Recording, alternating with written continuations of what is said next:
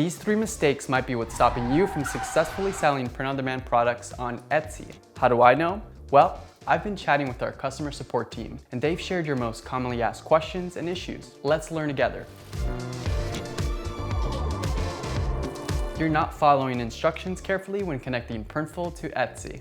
The first thing stopping a lot of new store owners from reaching success is not the lack of great designs, pricing issues, or SEO troubles. They just don't follow through with all of the steps in our connecting guidelines and video tutorial. A step that's often overlooked is having a mock listing on your Etsy store before connecting it to Printful. A mock listing is a product listing you create when setting up your Etsy store.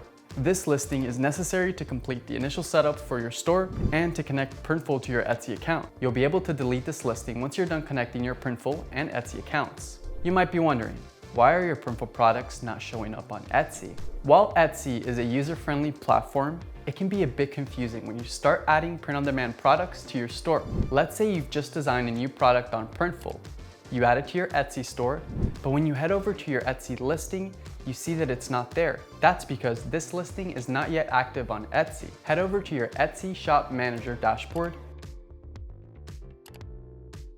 and click on Drafts to access it. Listings get saved as drafts on your Etsy store to let you edit the product name, description, price, and other fields before you launch the product for your customers. Last but not least, you're not including all Etsy fees in the product price. Pricing your Etsy products correctly is essential to growing your business. You're probably already taking into account profit, shipping prices, and advertising costs. But remember that Etsy has several fees you should also add to the product price. You'll be charged a fee of 20 cents for every new listing, and every time you make a sale, you'll be charged a transaction fee of 6.5% of the price you display on your listing. So include these costs in the price of your product to make sure that you don't end up losing money with each purchase. If you want to learn more about Etsy fees, take a look at their fees and payments policy.